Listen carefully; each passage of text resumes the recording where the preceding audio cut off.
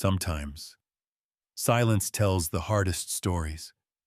When Emily was found that night, she hadn't said a word.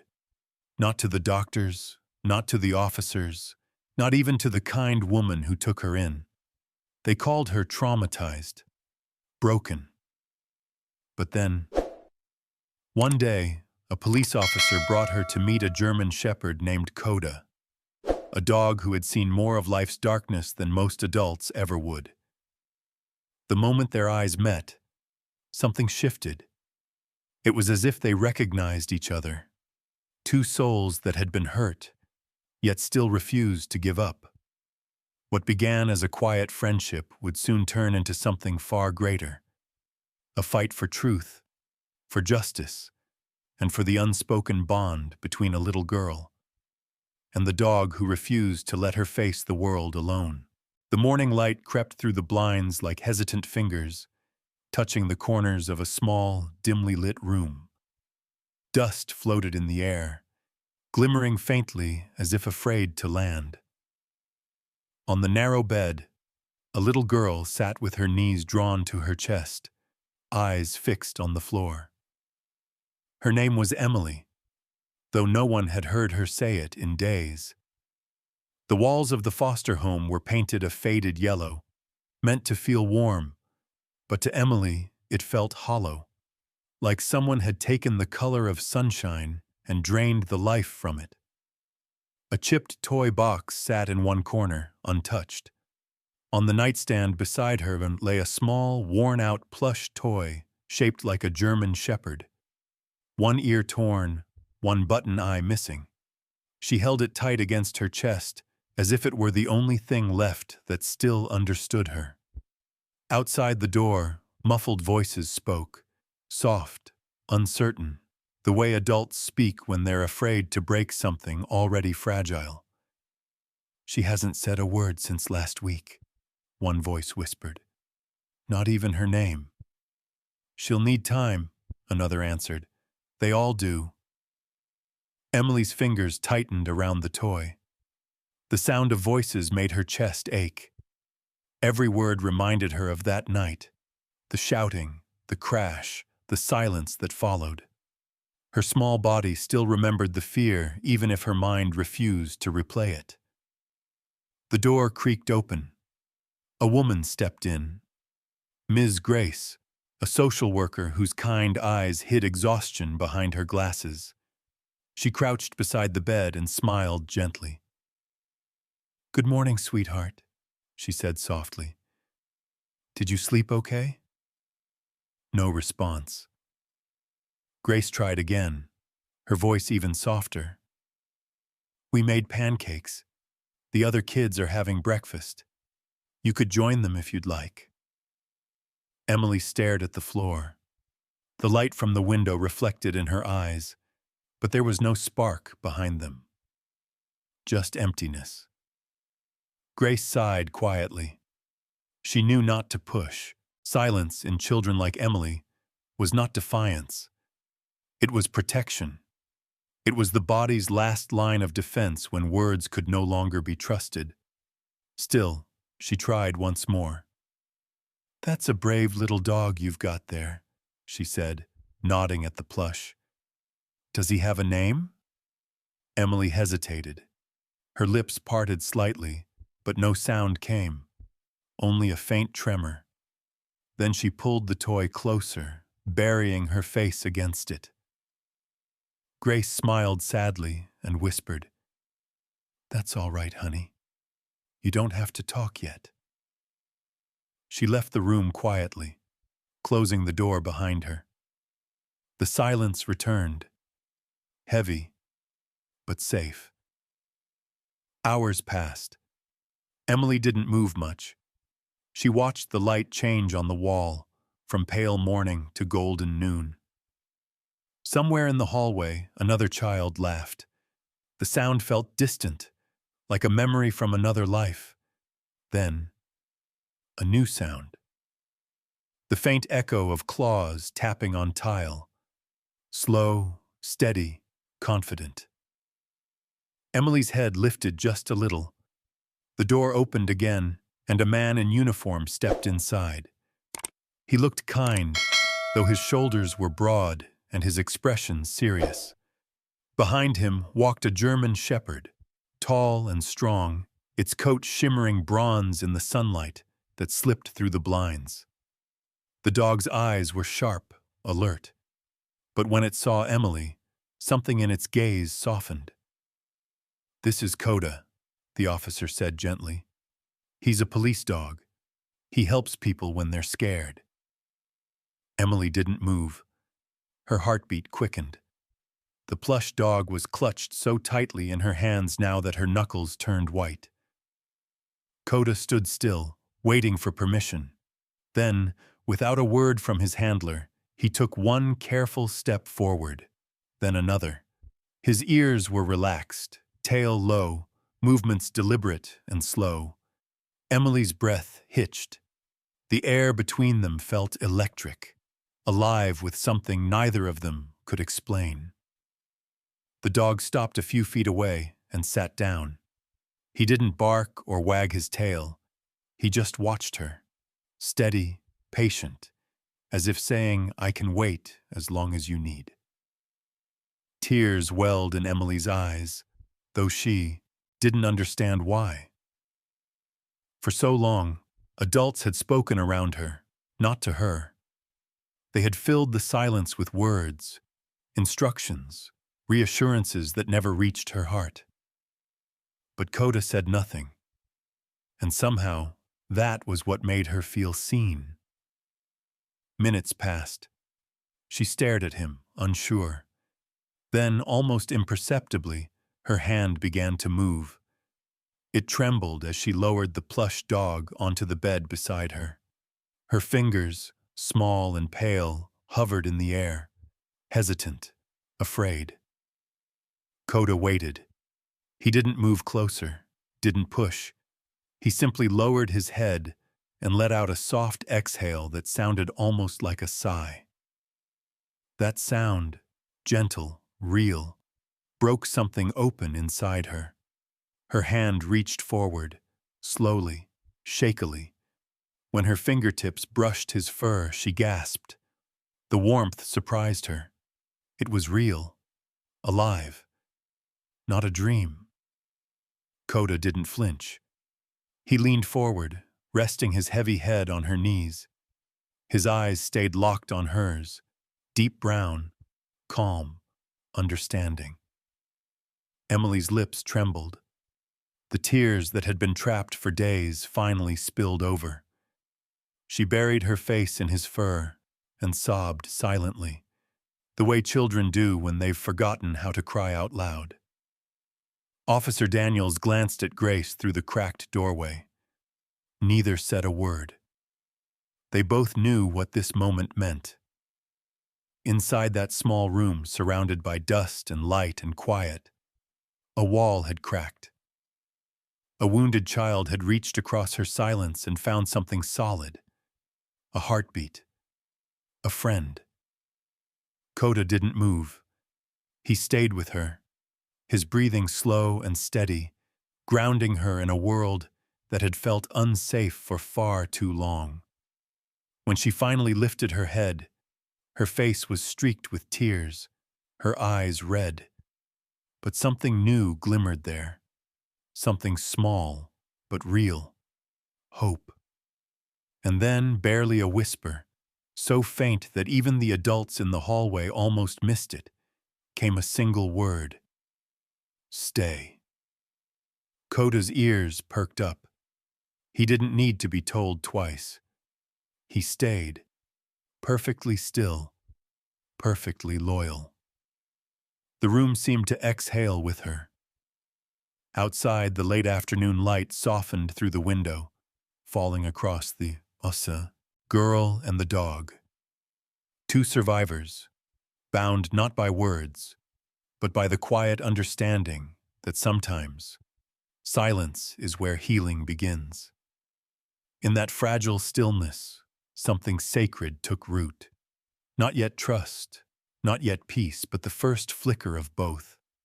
And though Emily would not know it for a long time, that moment, The one where she reached out and found warmth instead of fear, would change everything that came after. Because sometimes, all it takes to begin again is one word, one touch, and one loyal heart that refuses to walk away. The sound of wind swept through the open fields of the police canine training facility, carrying with it the crisp scent of earth and pine. Metal gates clanked as trainers let dogs through obstacle courses, their commands sharp and rhythmic. "Sit! Heel! Go!" echoed in the air, each word met with precise obedience. But in the far corner of the training yard, something different was happening. Officer Daniels stood by the fence, his uniform neat but his face weary. He wasn't watching a drill. He was watching a quiet miracle. A few yards away, Emily sat cross-legged on the grass, her small frame half hidden beneath the shade of a maple tree. Beside her lay Coda, the same police dog who had once taken down armed suspects, who never broke formation, never disobeyed an order, now lying calmly with his head resting on her lap, as if guarding the most fragile thing in the world. She was still silent. Her hands trembled whenever someone new walked too close, and her eyes darted to the exits like a trapped bird's. But around Coda, her breathing slowed, her shoulders dropped. There was something sacred about the stillness between them. Daniels folded his arms, watching in quiet disbelief. "He's never done that before," he murmured. Beside him, Trainer Ellis, a man with decades of experience and a scar above his brow, gave a low whistle. "That dog doesn't even let me scratch his ear," he said. "Now look at him, like a pillow with paws." Daniels smirked faintly, though his eyes stayed on the pair. "She barely lets anyone near her. He barely lets anyone touch him. And yet," Ellis nodded, "and yet, they found each other." He watched as Emily's small fingers brushed through Coda's thick fur. Every few seconds she'd stop, freeze, as if afraid he'd pull away. But Coda never moved. His tail lay still, his body relaxed, but his eyes never left her. Every muscle in him seemed attuned to her heartbeat. When she flinched at a sound, a whistle from another trainer, the bark of a distant dog, "Time 400 pound." Coda lifted his head instantly, positioning himself between her and the noise. No growl, no tension, just a silent, protective gesture. "See that?" Ellis whispered. "That's not training. That's something else." Daniels nodded. Instinct. He remembered when Coda was just a pup, fierce, wild, nearly impossible to train. His drive for command work was unmatched. But this gentleness? It didn't fit the dog he knew. "Maybe he senses what she's been through," Daniels said quietly. "Maybe he knows what kind of pain hides in silence." Emily shifted slightly, resting her cheek against Coda's shoulder. The dog's ears twitched, then flattened in comfort. She closed her eyes. For the first time, she didn't look scared, just tired, the way children look when they finally find a place to rest. The late afternoon sun fell golden across the grass. A breeze stirred the maple leaves above them, and the world seemed to hold its breath. Daniels knelt down beside the fence, his voice barely above a whisper. "You're doing good, girl," he said softly, though he wasn't sure who he was talking to, Emily or Coda, maybe both. Ellis leaned on the post, shaking his head. "You know, if we could teach empathy, that dog would be our best instructor." Daniels smiled faintly, then turned as Ms. Grace approached from the main building. She carried a clipboard, her steps careful. "How's she doing?" Daniels shrugged lightly. "She's not talking yet, but she's communicating." Grace followed his gaze and saw Emily tracing slow circles on Coda's back, whispering something soundless to herself. "That's more than I hoped for," she said softly. They stood there in silence.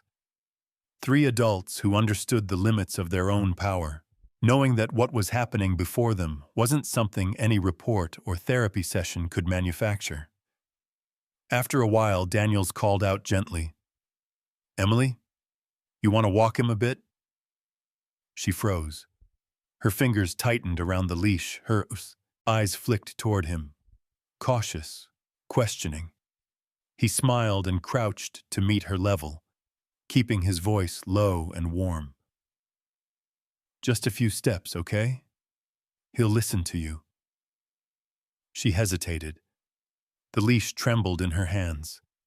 Coda looked up, sensing her fear, and gave a single low whine.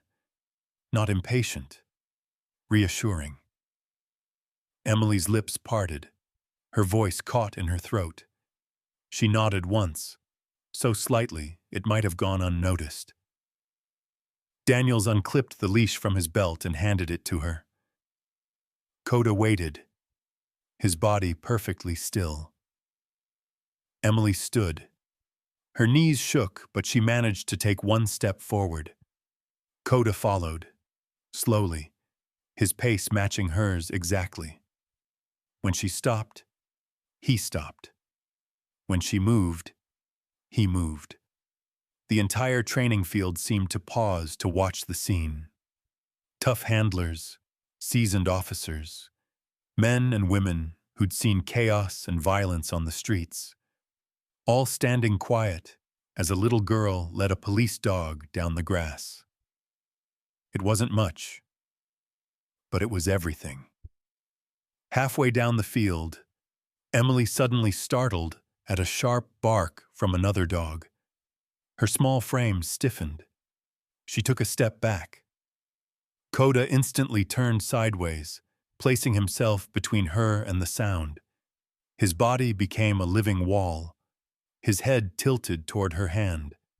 A gentle reminder. "You're safe." Her breathing quickened, then slowed. Her fingers loosened around the leash. She looked down at him, those steady eyes, waiting, patient.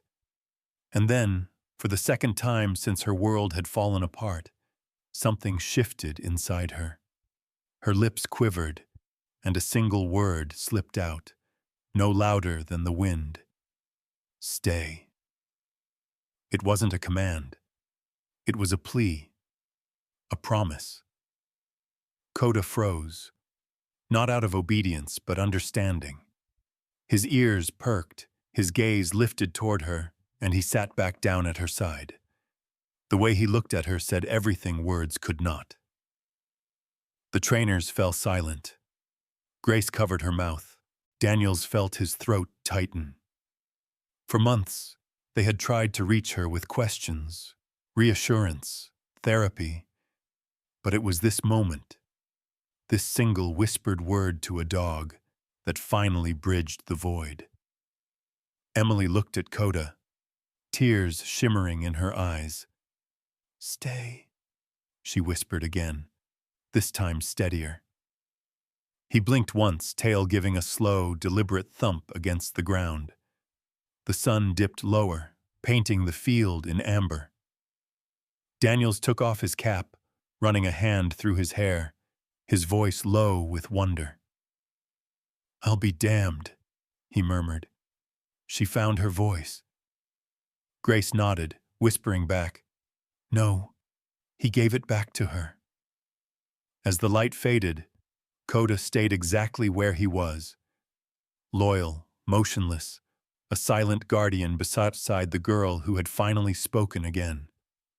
And in that stillness, something larger than training or instinct passed between them, something like faith. The trainers went back to their routines. The gates clanged again. Life moved on. But for Emily and Coda, the world had just begun to turn differently. Slower, safer, softer.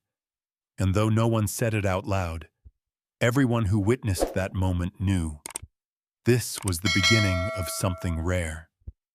The bond that would one day uncover truth, expose betrayal, and prove, once and for all, that even silence has a voice when love stands beside it. Night. The kind that presses down like a weight, thick, breathless, and endless. Emily remembered it not as a story, but as fragments, broken pieces of sound and color that refused to fit together. Even now, in dreams, it came back in flashes. A door, a scream, the smell of alcohol, the faint hum of a television left on in another room.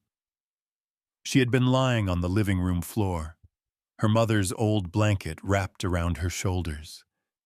The cartoon she was watching had gone quiet, the voices replaced by the low murmur of an argument in the kitchen. It wasn't the first time. Her mother's voice, trembling but still soft. "Please, not tonight. She's here."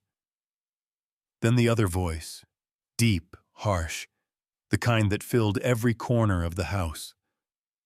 "Don't tell me what to do in my own home." A bottle hit the counter, the sound of glass sliding, a chair scraping back. Emily clutched her blanket tighter. She wanted to disappear into the floor. The shouting rose, muffled by the walls. Then, the sound that split her world apart. A slap, sharp and hollow, followed by silence. She sat up, her little heart racing. Her mother's shadow moved across the wall, stumbling backward. "Mom?" she whispered. No one answered. Then came the sound of something falling, a plate shattering. Her mother cried out. Emily stood, the blanket slipping to the ground.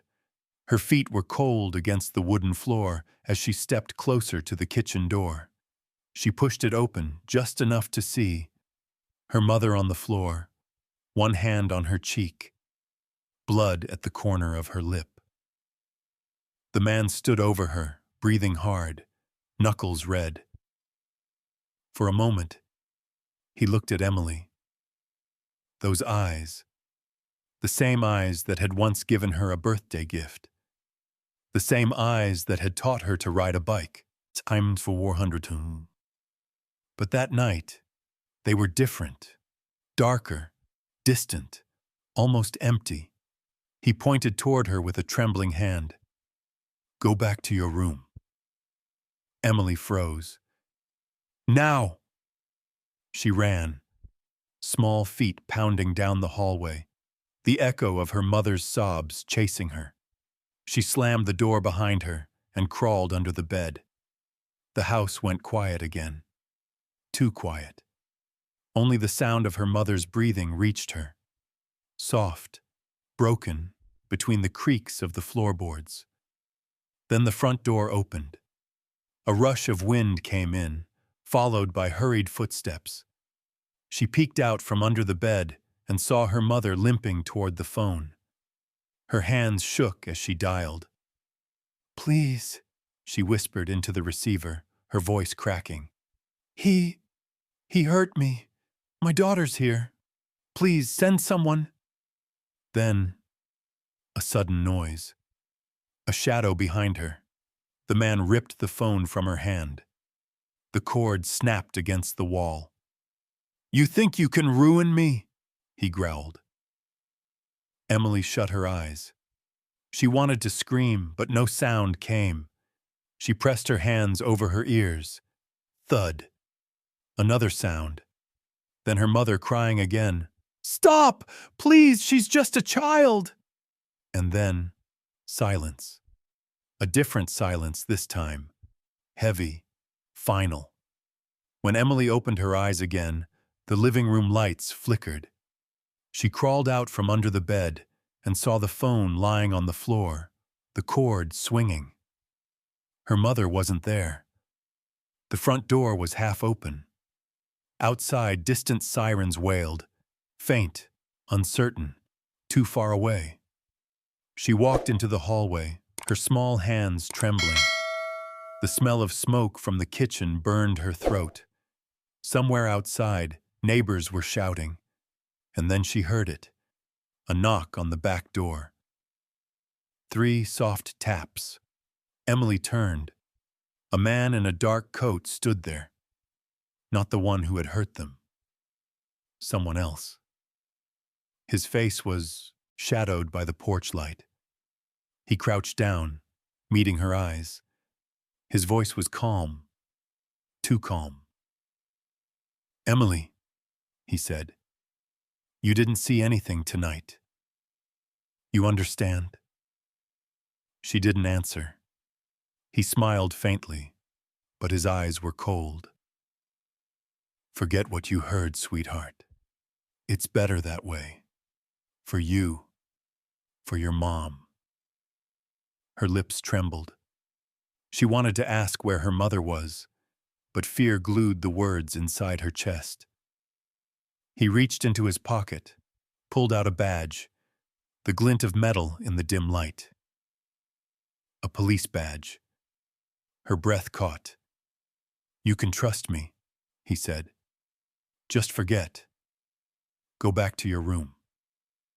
And then he was gone. The door closed softly behind him.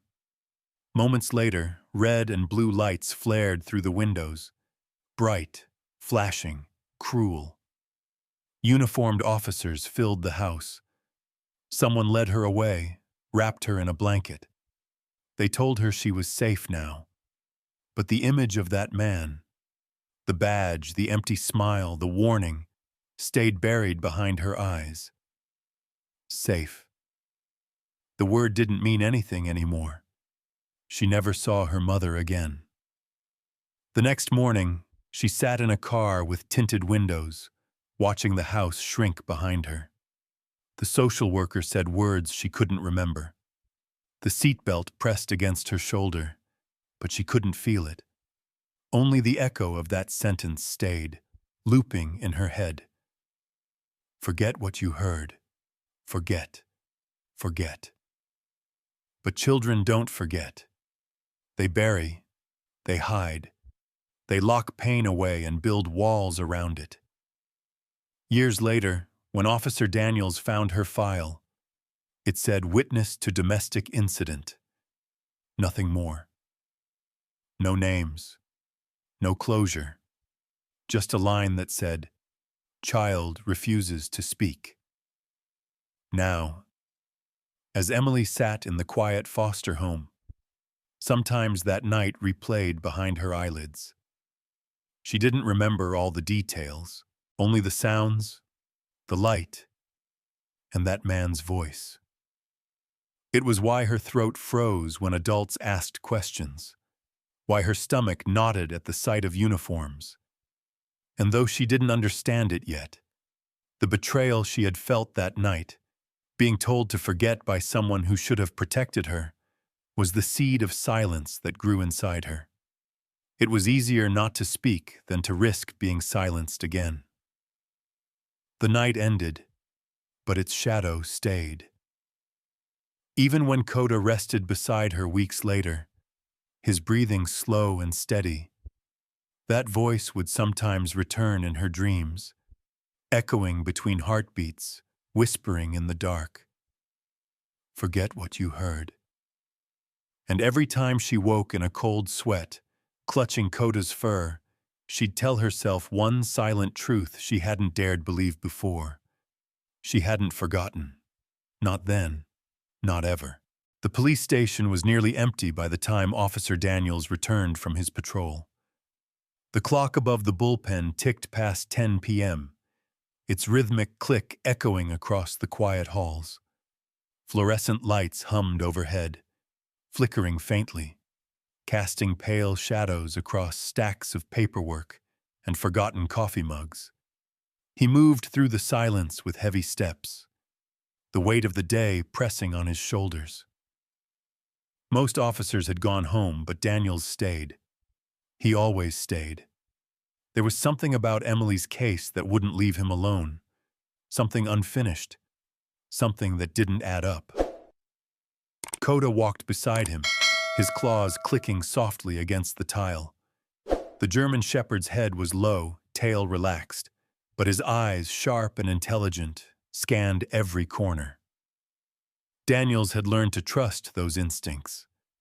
Coda noticed things long before any human did. Daniels reached his desk and dropped a folder onto the table. The top page bore Emily's photo, a small girl with tired eyes, clutching a stuffed dog. Beneath it, a string of documents marked "Evidence Sealed, Witness Protected." He rubbed the back of his neck. "Sealed my ass," he muttered. "Half of this case is missing." He opened his drawer, pulling out the incident log. The report should have included witness statements, crime scene photos, and a full transcription of Emily's original interview from that night. But the pages had gaps, whole sections missing, lines blacked out. Even the evidence list skipped numbers. Daniels frowned. Who signed off on this? The name at the bottom made him pause. Judge Harlan Reeves. He leaned back in his chair. Reeves. The same judge presiding over Emily's upcoming hearing. Daniels had worked in the department long enough to know when files started vanishing and powerful names appeared where they didn't belong. Something was wrong, deeply wrong. Coda lifted his head suddenly, ears twitching. "What is it, boy?" The dog walked toward the hallway, nose close to the ground, tail stiff. Daniels followed, curiosity prickling through his exhaustion. They passed the bullpen and turned into the evidence wing, a long, dim corridor lined with locked metal cages and numbered crates. The air smelled of old paper, gun oil, and dust. Coda's nose darted left, then right, before stopping near locker 12B. His body stiffened. Daniels frowned. "That's sealed." The locker was secured with a padlock, the label reading Case Number 473, Domestic Incident, Emily's case. "How the hell?" he whispered. Coda pawed at the bottom of the door, low and deliberate, tail lowering, his signal for something's not right. Daniels crouched beside him. "Easy, boy." He reached into his pocket and pulled out his master key card. The scanner beeped. The padlock clicked open. The smell of old electronics filled the air as he lifted the metal door. Inside were several items: a blood-stained phone cord, a torn photo, and a small cardboard box marked audio files. Confidential. Coda sniffed the box, then looked up at him, ears perked. Daniels hesitated, glancing down the empty hallway. No cameras here. No one around. He lifted the lid. Inside were 5 cassette tapes, each labeled by date. But one caught his eye. Smudged, almost erased.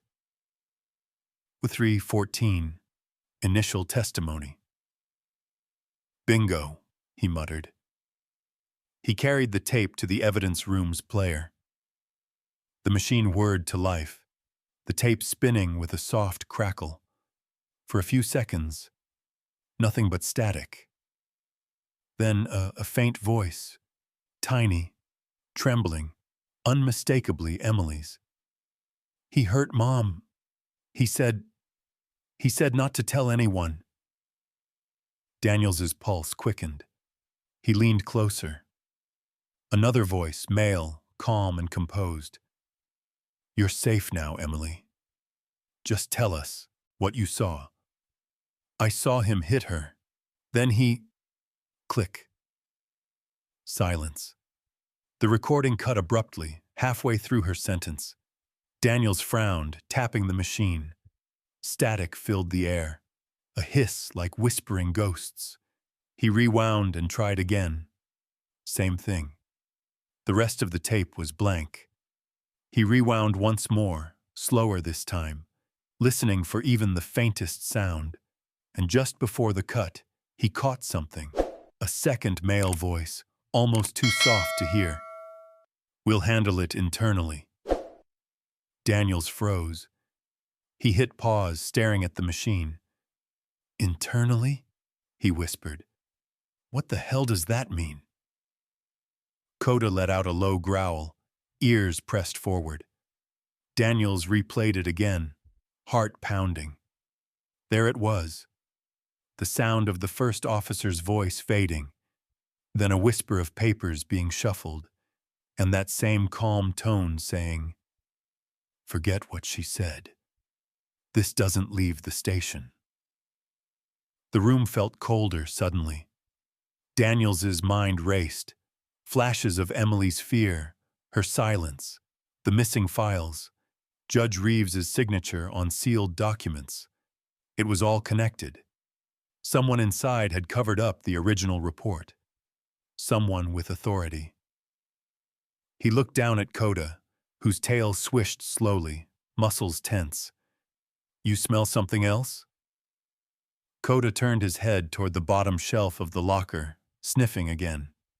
His nose brushed against a torn evidence bag marked "recording device." Daniels picked it up. Empty. The tag still listed "device recovered from victim's home." So the bug had been found once before, and then quietly erased from the record. Daniels's stomach turned. "Son of a—" He shoved the tape back into its box and locked the evidence room, his hands trembling slightly. The shadows in the hallway seemed to move with him as he walked. Time, £1,000. Someone had silenced Emily once before. And if he wasn't careful, they'd do it again. Back at his desk, he sat heavily, elbows on his knees. Coda rested at his feet, eyes fixed on him. Alert. Waiting. Daniels reached down, scratching behind his ear. "You knew, didn't you?" he murmured. "You always know." The dog blinked, then turned his gaze toward the door, as if expecting someone. Daniels exhaled slowly. "They're cleaning house. If they've already cut the tapes, they'll come for the rest of it soon." He glanced again at Emily's photo on the desk, the same hollow eyes, the same fear, and beneath that, the faint reflection of his own face, weary and angry. He stood, locking the drawer that held the recovered tape. "Not this time," he said quietly. Coda tilted his head. Daniels gave a grim smile. "You and me, partner. We'll find out who's pulling the strings." Outside, thunder rumbled, distant but approaching. The rain began to fall against the station windows, soft at first, then heavier, washing over the glass like a warning. In the corner of the evidence room, unnoticed, a small red light blinked twice, a hidden recorder, still active. And though Daniels didn't know it yet, every step he took from that moment on would bring him closer to the truth, and to the danger waiting for anyone brave enough to uncover it. Coda let out a low rumble, pressing closer to his leg. Daniels glanced down, voice barely above a whisper. "Yeah," he said. "I smell it too. Corruption. And it was coming from within." The courtroom smelled of old wood and tension. The heavy air carried whispers and the faint echo of shuffling papers, as though the walls themselves were holding their breath. Every seat was filled. Journalists, onlookers, police officers in uniform, strangers drawn by the headline that had gripped the town, child witness called to testify in abuse case. At the front of the room, the defendant sat slouched in his chair, his expression cool and almost smug. His lawyer leaned toward him occasionally, whispering something that made the man smirk. Their confidence felt like a slap in the face to everyone who had seen the crime scene photos, who had read the reports, who had listened to Emily's story. or what little of it she had been able to tell. Behind the judge's bench, Judge Reeves adjusted his glasses and cleared his throat. His face wore the calm mask of authority, but Daniels, seated several rows back, caught the subtle glance Reeves exchanged with the defense attorney, a flicker too fast for most to notice. Daniels's jaw tightened. He had seen that look before. Deals made with eyes, not words. At the prosecution table, Ms. Grace, now acting as Emily's guardian ad litem, arranged her papers nervously. Her fingers trembled as she placed the child's file in order. She knew what this moment meant, not just for justice, but for Emily's healing. Then the side door creaked open. A murmur rippled through the audience as Emily appeared, small, fragile, dressed in a simple blue dress that looked too formal for her. She held the hem tightly in both hands as she stepped into the courtroom, and beside her, Coda. The German shepherd walked calmly, leash loose, movements precise. His badge gleamed faintly against his harness. His presence drew a hush across the room. Even the photographers lowered their cameras, as if instinctively respecting him. Emily's eyes darted toward the floor. The sound of her own footsteps on the polished wood echoed louder than anything else. Each click of her shoes felt like a countdown. When she reached the witness stand, she hesitated. The judge looked down at her with feigned patience. "Ms. Emily," he said, voice practiced and smooth, "please take your seat." She climbed into the chair, small hands gripping the edges of the witness box. Coda sat at her feet, perfectly still, eyes locked on her. The bailiff raised a hand. "Do you swear to tell the truth, the whole truth, and nothing but the truth?" Emily looked up briefly, then down again. She didn't answer. The courtroom waited. Finally, Grace spoke softly. "She's ready to proceed, Your Honor." Judge Reeves tapped his gavel lightly. His tone was clipped. "The record will reflect that the witness has taken the oath." Daniels's fists clenched in his lap. The defense attorney, a tall man with slicked-back hair and a grin too polished to be sincere, stood and approached the stand. His voice carried the confidence of someone who believed the truth was negotiable. "Emily," he began, lowering himself slightly to her eye level, "can you tell the court what happened that night?" Silence. He smiled. "You can speak up, sweetheart. We all want to hear you." Emily's fingers twisted in her lap. She looked toward the audience, faces blurred by fear and light. Then to the defendant. His eyes met hers for just a second, and that was enough to make her chest seize. Coda shifted slightly, sensing her panic. His body leaned against her leg, grounding her. The defense attorney chuckled softly, shaking his head as if to say, "Poor child." "I understand. It's hard to remember details, isn't it? Especially when you've been influenced." Grace shot to her feet. "Objection, Your Honor." "Sustained," Reeves said mildly, but his tone lacked conviction. The defense smirked and turned back to the child. "Maybe we can make this easier. You said before that you saw something, right? But you didn't actually say anything.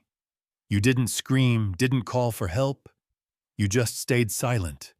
Is that right? Time 1,000 mots." Emily's eyes glistened. Her lips parted, but no sound came. Coda's tail flicked once, a small reminder that she wasn't alone. The lawyer continued, pacing slowly. "You see, silence can mean many things. Maybe it means you weren't sure what you saw. Maybe it means someone told you what to say afterward. Isn't that true?" "Enough!" Grace snapped. Reeves lifted a hand lazily. Let's keep it civil, counselor. Daniels could barely contain himself. He wanted to stand, to shout, to tear the smugness from the man's face. But he knew he couldn't. Not yet. Instead, he looked at Emily. Her hands trembled. Her throat moved as if she were trying to speak, but fear strangled every word before it could escape. The defense leaned closer. Who told you to keep quiet, Emily? Was it someone from the department? For the briefest moment, something flickered in her eyes. Recognition. Memory. The shadow of a man's voice. Forget what you heard. Her breath hitched. Coda's ears twitched. He rose slightly, pressing his body closer to her leg. The warmth of his fur reached her fingers. She glanced down at him. His eyes, steady, patient, met hers. In that instant, the noise of the courtroom faded. The murmurs, the footsteps, the judge's pen tapping, all of it disappeared into a dull hum. She could hear only Coda's breathing, slow, steady, like the rhythm of a heart she could trust. Her hand slipped from her lap, resting gently on his head. The defense froze, watching. The judge leaned forward, lips parting as if to interrupt. But Emily didn't notice them.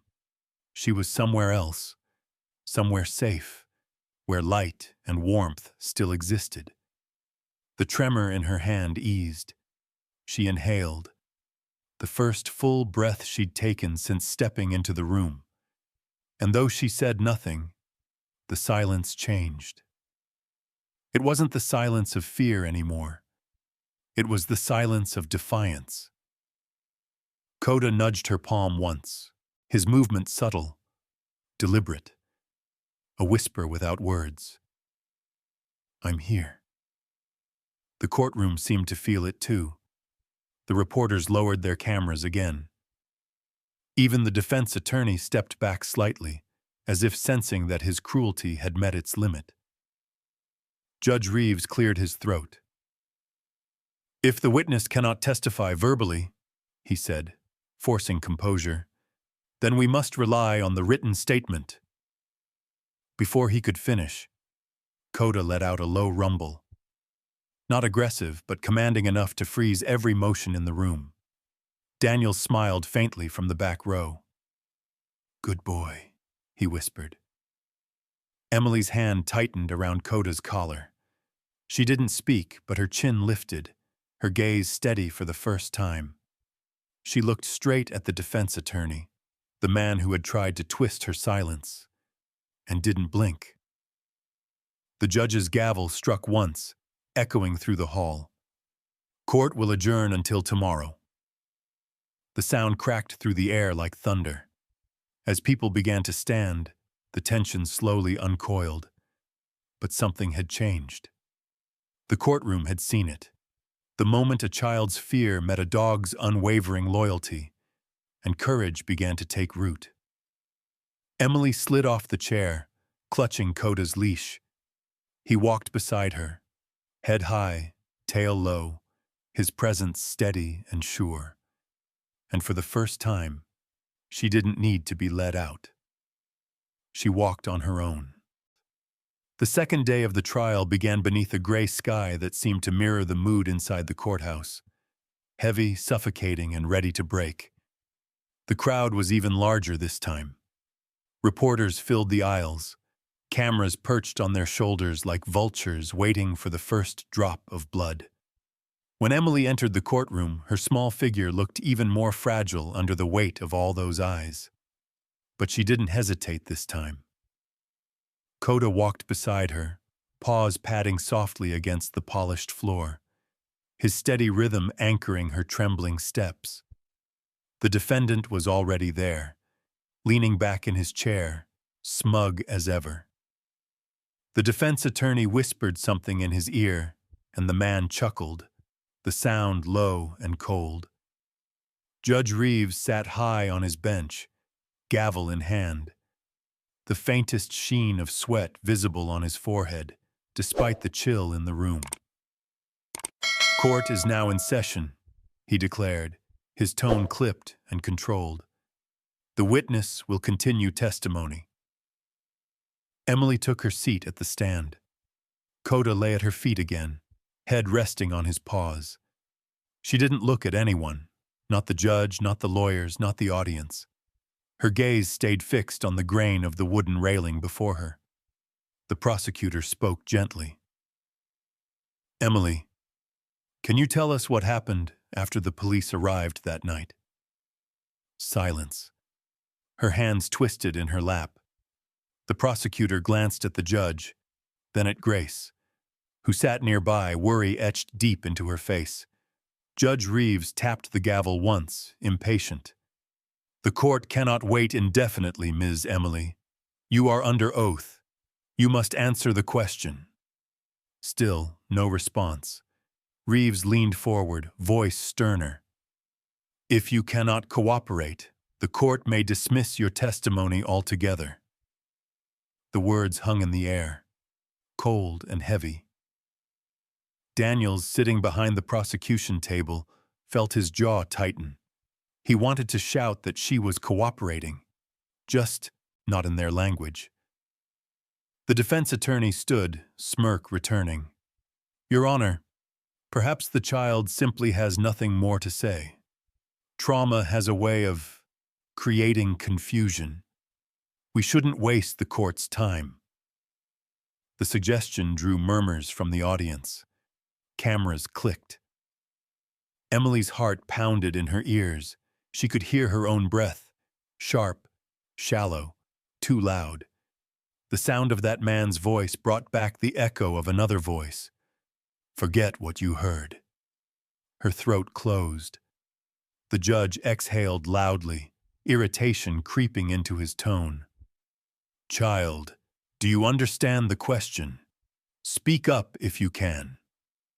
Coda lifted his head slightly. His gaze flicked toward Daniels. Something in the dog's posture shifted, alert, tense. Emily's fingers began to tremble. She turned, just barely, toward Coda. The German shepherd's eyes met hers, steady, patient as always. For a long moment it was just them. The noise of the courtroom faded into a distant hum. Then, slowly, Emily raised her right hand. The room went still. She didn't point toward the defense, not toward her guardian, not toward the jury. Her small finger extended toward Coda. The audience murmured again. Someone whispered, "What is she doing?" Judge Reeves frowned. "Child, this is not the time for—" But before he could finish, Coda stood. He didn't bark. He didn't growl. He simply rose, calm, deliberate, his head held high. The leather leash slipped gently from Emily's hand. Daniel's breath caught. His instincts screamed to intervene, but something in the air told him not to. He caught Coda's eye and gave the faintest nod, the kind only a handler and his partner would understand. "Go." Coda began to walk. Each step echoed against the marble floor. The clicking of his claws was the only sound in the courtroom now. Even the cameras had gone silent. The German shepherd walked past the defense table, past the stunned attorneys, and stopped directly before Judge Reeves. The judge stared down, expression tightening. "Officer, control your dog," he ordered, but his voice lacked authority. Coda didn't move. His nose brushed the front of the wooden bench. Then he lowered his head, sniffing the base, tail stiff, ears locked forward. A low hum vibrated in his throat. Not a growl, but something primal, investigative. "Officer Daniels," Reeves snapped, "get your animal away from the bench immediately." Daniels didn't move. His pulse thundered in his ears. He watched. Coda sniffed again, then began to paw gently at the wood. One scratch, then another. The sound was soft, deliberate, each scrape slicing through the silence. The bailiff stepped forward, hand outstretched. "Sir, I should—" "Wait," Daniel said sharply. Everyone froze. Coda's paw hit the wood again. This time, there was a faint click, a sound that didn't belong. Metal against metal. The judge's eyes widened, just for a second, before he masked it with anger. "Enough!" he shouted. He slammed the gavel, but the sound was drowned out by the sharp clatter that followed. Something small and metallic tumbled from the underside of the bench, hitting the floor with a dull ring. Gasps filled the courtroom. A reporter leaned forward. "What is that?" Coda stepped back, eyes fixed on the object. Daniels moved quickly, crossing the room. He knelt, picked it up, a small listening device still blinking red. The faint hum of static buzzed from its speaker. Reeves's face went pale. Daniels held it up, voice steady but cutting through the air. "Your Honor, care to explain how a live recording device ended up under your bench?" The room erupted. Cameras flashed. Voices collided. The defense attorney stammered, "This is absurd. Someone planted that," but the judge's expression said otherwise. The mask was cracking. Sweat beaded his temple. Emily, still in the witness stand, watched it unfold with wide eyes. For the first time, she wasn't trembling. She wasn't afraid. She knew. Coda turned his gaze toward her. Calm, reassuring. He had spoken for her, in the only language the world couldn't ignore. Grace's hand covered her mouth. Daniels looked toward the gallery. Other officers stood frozen, unsure what to do next. The truth had just been clawed out of the shadows by a dog. Judge Reeves tried to regain control, slamming the gavel again. "Order! I said order in the court!" But his voice was drowned out by the chaos. Daniels didn't take his eyes off him. "Order?" he said quietly. "You lost that the moment you decided to listen in on a child's testimony." Reeves froze. The reporters caught it. The hesitation, the fear, the unspoken admission. Coda let out one low bark, the sound echoing like thunder in the hollow chamber. Emily's lips trembled, not from fear this time, but from the overwhelming surge of relief that came when truth finally found its voice. The courtroom had gone from stillness to chaos, but through it all, she stayed seated, one hand resting on the wooden rail, the other clutching the leash that connected her to Coda. For the first time since the nightmare began, she didn't feel powerless, because silence had spoken, and the world had finally listened. The courtroom was no longer a courtroom. It was chaos, a storm of voices, flashes, and disbelief. The air, thick with tension, vibrated with the echo of Coda's bark and the metallic clang of the fallen recording device. "Order! Order in the court!" Judge Reeves shouted, pounding his gavel so hard the sound cracked through the noise like thunder. But no one was listening anymore. Reporters surged forward, cameras flashing, capturing every angle of the spectacle. Spectators whispered, their faces pale with shock. Officers near the back exchanged uncertain glances, torn between duty and disbelief. And at the center of it all stood Officer Daniels, the small silver device clutched in his hand, its tiny red light still blinking, recording, alive, undeniable. "Turn that off!" Reeves barked, rising from his chair, his calm mask shattered. Daniels didn't move. He pressed the side of the recorder instead. and a distorted hum filled the room, followed by voices, faint at first, then chillingly clear. Gasps rippled through the crowd. Grace covered her mouth, tears welling in her eyes. "My God," she whispered. The defense attorney, faced the same man standing smugly beside the accused, lunged forward. "That's fake! It's been tampered with! You can't—" "Sit down!" Daniels roared, his voice cutting through the chaos. "You had your turn." The attorney froze mid-motion, his composure slipping for the first time. The defendant's smirk vanished. Coda stood beside Emily, posture rigid, watching everything, eyes flicking from Daniels to the judge like a soldier awaiting command. The little girl clutched the leash tighter, her pulse racing.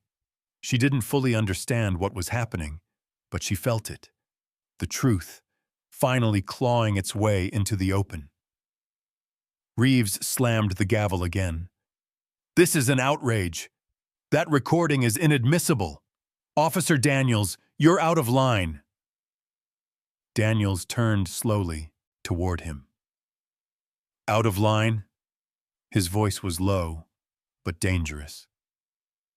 "You've been spying on a child's testimony, Your Honor. You've been erasing files, protecting a criminal. And you have the nerve to talk about being out of line. Watch yourself, officer." Reeves's voice shook, the thin thread of authority slipping from his tone. Daniels held up the device. "I don't need to. The evidence speaks for itself." Coda gave a short, low growl, a warning that reverberated through the silence. The bailiff hesitated, unsure whether to intervene. Then the recorder crackled again. Reeves's voice, clearer this time. "The girl's silence is convenient. Keep it that way. If she speaks, we all burn." The words hit the room like a lightning strike. Every head turned toward the judge. Even the defendant's lawyer stepped back, distancing himself instinctively. The walls, once symbols of justice, seemed to close in on Reeves. His hands trembled as he reached for the gavel again, but it was useless now. Every pound only sounded like guilt. "Bailiff, seize that device," he barked. But the bailiff didn't move. Daniels stared at him. "You really want to touch evidence that just exposed your boss?" The man hesitated, sweat trickling down his temple. The entire courtroom held still, suspended between fear and truth. Emily sat silently through it all, eyes wide, one hand gripping Coda's collar. Around her, adults shouted, argued, deflected, but she stayed still, calm, in the eye of the storm. For once, she wasn't the one being questioned. The world was finally questioning them. Flashbacks flickered across Daniel's mind. The missing files, the erased statements, the blank tapes. All the late nights he'd spent wondering how justice had gotten twisted. Now, it all made sense. The corruption wasn't hidden in shadows. It sat right there, wearing a robe. Grace finally found her voice. "Your Honor, in light of this evidence, I'm requesting an immediate suspension of proceedings." "You have no authority here," Reeves snapped, slamming his hands on the bench. "I will not let this circus continue." Daniel's eyes narrowed. "You already did." The reporters erupted again. Microphones thrust forward, cameras flashing, capturing the trembling man behind the bench. Someone shouted, "Judge Reeves, did you conspire with the defense?" Reeves's lips moved, but no sound came out. His face drained of color. Emily's gaze stayed fixed on him, the man whose gavel had made her flinch the day before. The man who'd ordered her to speak, who had mocked her silence, now sat speechless himself. Coda rose slowly, stepping closer to the bench. He looked up at Reeves, unblinking, And then, almost as if he understood the moment, he let out a quiet huff of air. The sound wasn't a growl. It wasn't anger. It was something deeper. A verdict. The judge staggered back in his chair. Papers slid from the bench, scattering across the floor. Daniels took a step forward. "You betrayed your oath, Judge. You betrayed her." Reeves tried to speak. "You don't understand." "Oh, I understand," Daniels cut in. "You wanted the case buried. You wanted her to stay silent because her truth cost too much for you to hear." Reeves's eyes flicked to the bailiff, desperate, but the man looked away. For a moment, no one breathed. Then, as if time itself exhaled, the recorder gave one last mechanical whine and stopped. The little red light faded to black. The silence that followed was absolute. Not the silence of confusion or fear, but the silence of revelation. Reeves stared at the dead recorder, his expression hollow. He opened his mouth to speak, but the sound that came out was swallowed by the roar of voices rising around him. Reporters shouting, lawyers shouting, people crying. The truth had broken free, and there was no forcing it back into the dark. Reeves slammed the gavel one final time, desperate for control. "Enough!" The wooden block cracked under the force. The sound splintered through the air. Final. Empty. And in that moment, it was clear to everyone watching, he wasn't calling for order. He was fighting the inevitable. Emily's hand found Coda's fur again. She looked up at Daniels, and for the first time, she smiled. Just a little. Because the silence she'd been forced to keep for so long had finally spoken. And it was louder than any voice in that room. Rain began to fall the moment they stepped outside. The courthouse loomed behind them, its stone pillars glistening under the gray afternoon sky. Reporters crowded near the steps like waves crashing against a rock. Voices overlapping, cameras flashing, questions firing into the air. "Officer Daniels, is it true the judge has been detained? Was the evidence planted? What happens to the girl now?" Each question felt like a dagger, slicing through the fragile quiet that Emily carried inside her. She pressed closer to Coda, her small hand buried in his thick fur. The dog moved like a shield, steady, unflinching, the rain beating across his coat. Every time the crowd surged forward, he angled his body between Emily and the flashing lights, calm, commanding. "Back it up," Daniels barked, his arm raised protectively as he guided them down the steps. A uniformed officer helped clear a narrow path through the chaos. The rain grew heavier. It streaked down Emily's hair and face, soaking her blue dress until it clung to her knees. She didn't seem to notice. Her wide eyes flicked between the strangers calling her name, the cameras that caught every breath she took. For a moment, she felt that same pressure she'd felt inside the courtroom, the weight of all those eyes watching, judging, wanting something from her. But then, Coda nudged her leg, a soft push, reminding her where she was, who was beside her. She crouched, burying her hands in his fur.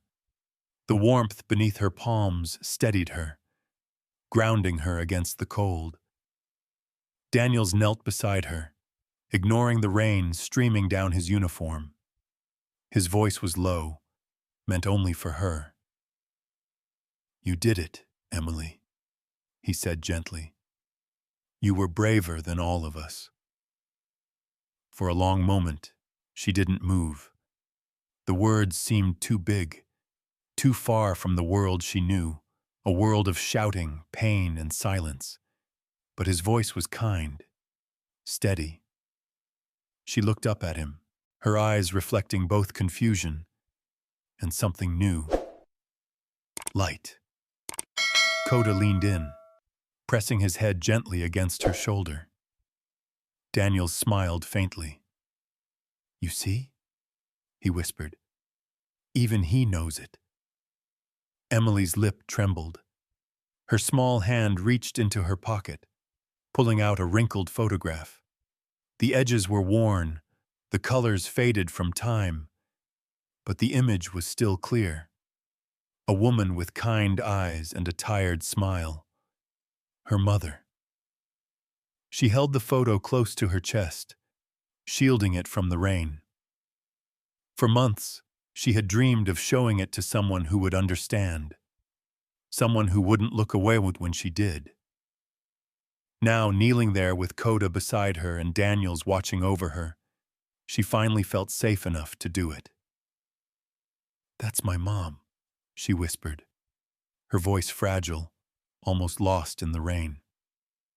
Daniels blinked, startled. It was the first time he had heard her voice clearly. He nodded gently. "She'd be proud of you, Emily." She looked at the photo, the rain dotting its surface like tears that weren't hers. "She told me to be brave," she murmured, "even when it hurts." Coda whined softly, pressing closer. Daniels swallowed hard, his throat tightening. He wanted to tell her that her courage had exposed corruption, freed truth, and brought justice to a system that had failed her, but he didn't have to. She already knew. The crowd behind them grew louder, relentless. Reporters shouted questions at Daniels now, their words muffled by the downpour. He stood, spreading his arm like a barrier. "Give her space," he shouted. "She's a child. Let her breathe." But Emily didn't hear them anymore. Her focus was somewhere far away, between memory and release. She knelt there on the courthouse steps, Coda's leash wrapped loosely around her wrist, rain trickling down her cheeks. The world blurred. Gray sky, flashing cameras, dark uniforms. And then, slowly, she looked up. Time 1,500. Through the rain, through the haze of sound, her voice emerged. Small, cracked, but strong enough to cut through the storm. "He didn't hurt me anymore." The words were simple, but they carried the weight of every sleepless night, every bruise, every whisper of "forget what you heard." They carried pain and healing all at once. Daniels froze. Grace, standing a few feet away, pressed a trembling hand to her heart. Even the reporters, for all their noise and intrusion, went quiet for a breathless second. The rain poured harder, as if the heavens themselves were washing the last of the pain away. Emily bowed her head. A single tear slipped down her cheek, indistinguishable from the rain. But she knew it was hers. Coda stepped forward and licked her hand, slow and gentle, a silent acknowledgement of everything she'd endured. Daniels knelt again, voice barely a whisper. "You're safe now." Emily nodded. "I know." Behind them, the courthouse doors slammed shut, sealing away the noise, the corruption, the past. Ahead of them stretched the long steps leading down to the street, where the storm waited. Cleansing, endless, alive. Daniels rose and looked at her. Then, the dog beside her. "You ready to go home?" Emily blinked up at him. "With him?" Daniels smiled softly. "Always with him." Coda gave a small bark, almost as if answering for himself. The sound broke the spell. Grace laughed through her tears. The officers nearby smiled. The crowd slowly began to disperse, leaving the trio in a small pocket of calm amid the storm. Emily stood, the photograph still clutched in her hand. She looked one last time at the courthouse, the place where she had lost everything and found herself again. Then she whispered something's faint. It almost vanished in the rain. She'd be proud. Time to Simone. Daniels didn't ask who. He just nodded. Yeah, he said quietly. She would. They began to walk. The rain softened as they reached the bottom of the steps. Coda trotted slightly ahead, tail swaying. Every step confident. Emily followed, the corners of her mouth lifting, just enough to show the hint of a smile. And though she still held her mother's photo, she no longer gripped it like something she was afraid to lose. She held it lightly now, like something that had finally come home. At the edge of the sidewalk, she stopped and turned back one last time. The courthouse loomed behind her, a monument of stone and memory. But in her eyes, it no longer looked so big. She reached down and patted Coda's head. We did it, she whispered. Coda pressed against her leg, silent as ever. The rain washed over them both, cleansing the past, softening the pain, and carrying away the last traces of fear.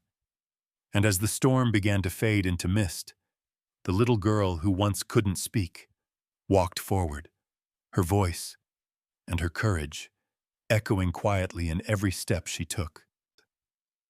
The world had grown softer since the storm. Months had passed since the trial, months that had slowly turned Emily's silence into laughter, her nightmares into dreams that no longer left her trembling. The foster family she lived with now was kind, gentle. There was a garden behind the house where the roses never seemed to stop blooming.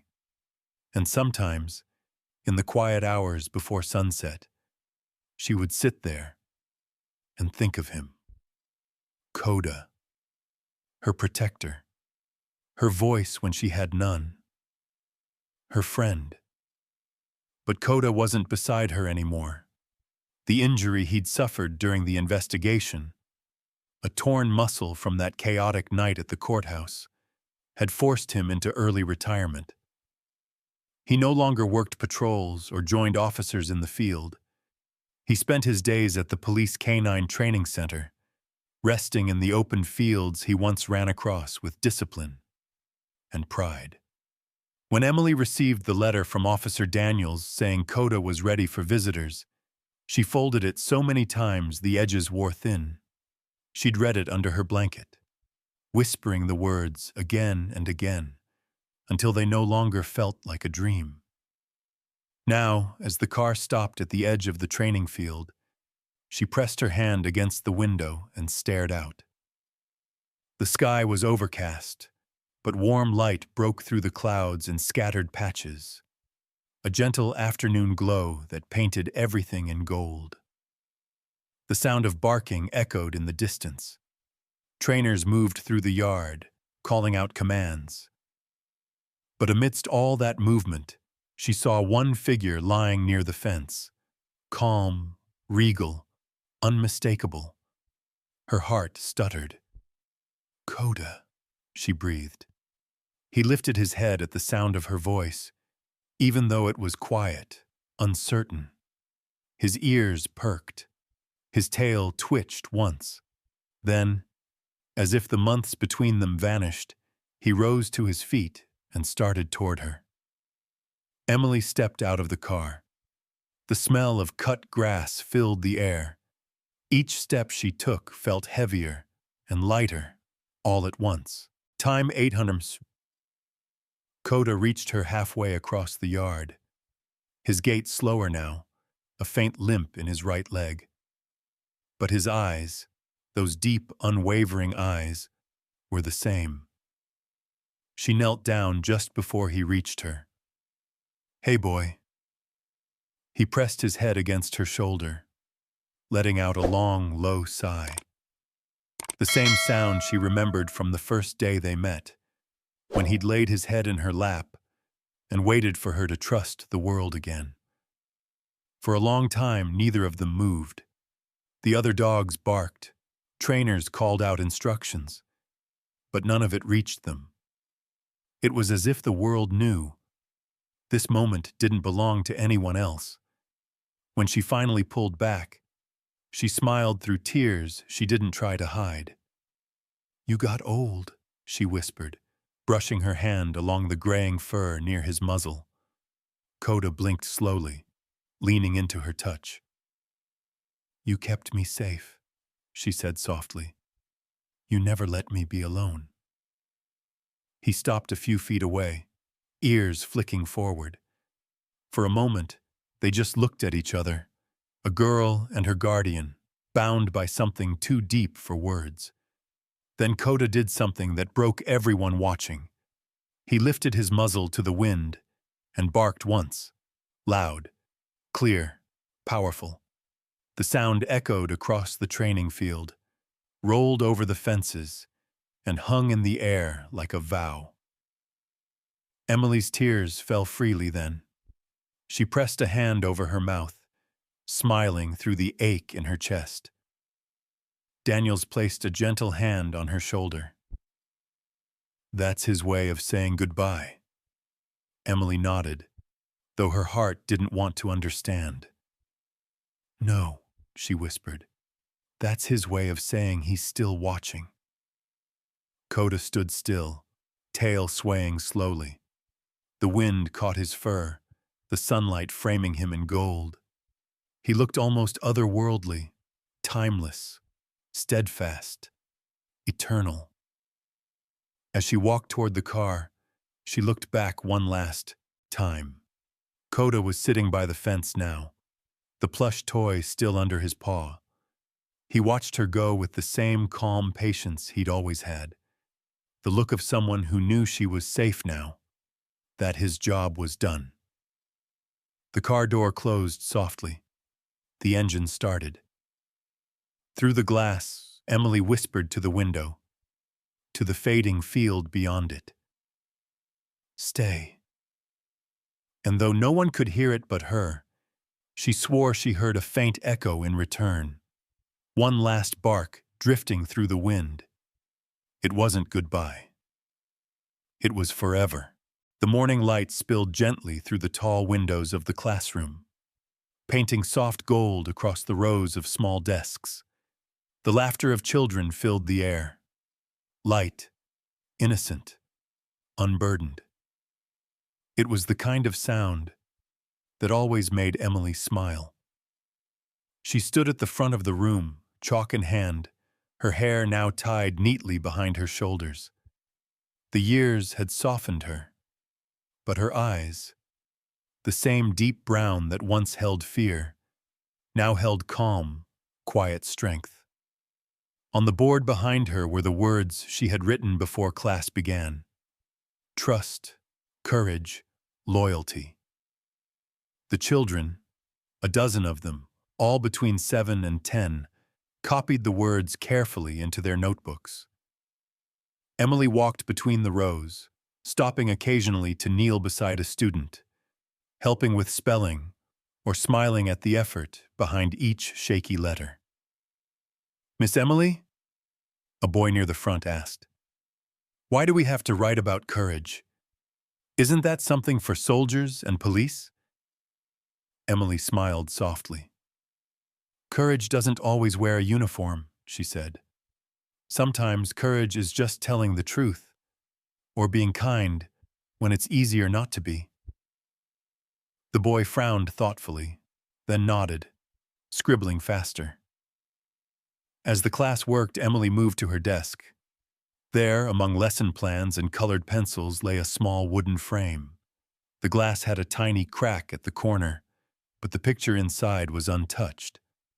A photograph taken years ago on a rainy day. In it, a little girl in a blue dress knelt beside a German shepherd, one hand resting gently on his head. Behind them loomed the courthouse steps, wet from the storm. She ran her fingers lightly across the image. "Hey, partner," she whispered. "Still watching?"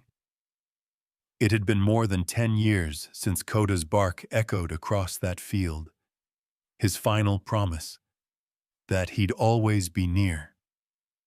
Time had passed, but that sound had never left her.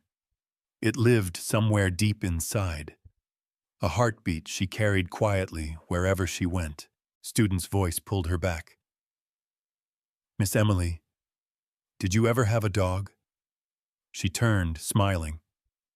"Yes," she said softly. "A very special one." "What was his name?" another child asked. "Coda." The room fell silent for a moment.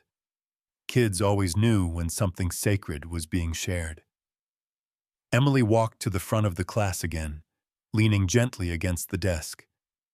"He was a police dog," she said. "Strong, brave, but also the gentlest soul I've ever met." The children leaned in, their eyes wide. "He didn't talk, of course," she continued. "But he didn't have to. He listened. He understood. Sometimes that's what makes someone truly special, when they hear what you can't say out loud." Her voice softened, almost a whisper. "Sometimes you don't need to speak to be heard." For a moment, the only sound in the room was the ticking of the clock. Emily's gaze drifted to the window. Outside, sunlight shimmered through the leaves of the oak trees lining the schoolyard. The wind carried faint laughter from the playground, a sound so alive, so free, it filled her chest with warmth. She turned back to her students. "Do you know what I learned from Coda?" A girl raised her hand. "To be brave?" Emily smiled. "Yes, but also to trust again. Even when the world has scared you, even when you've been hurt." She paused, her eyes soft but shining. "And that loyalty doesn't end, not even when someone's gone. It just changes shape. It becomes part of who you are." The children didn't say anything, but she could see it. The reflection of understanding in their young eyes. It wasn't the kind of lesson found in textbooks. It was one felt, not taught. She turned back to her classroom, to the words still written on the board. Trust, courage, loyalty. She picked up the chalk, and just below them added one more word. Love.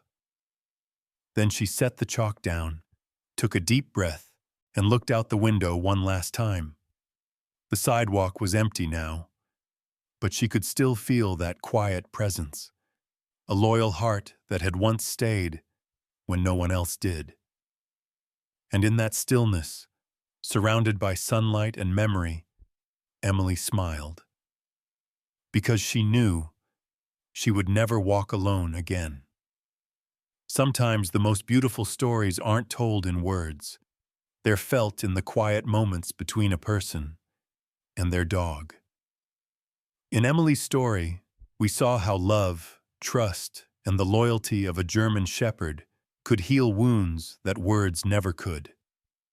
Dogs like Coda remind us that real strength doesn't always bark or bite.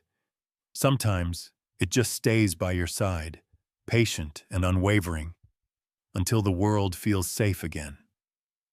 If you've ever looked into your dog's eyes and felt that quiet understanding, that unspoken bond, maybe this is the right time to nurture it even more.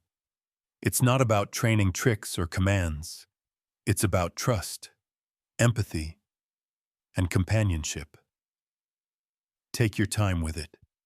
Maybe you'll find something that deepens the love you already share.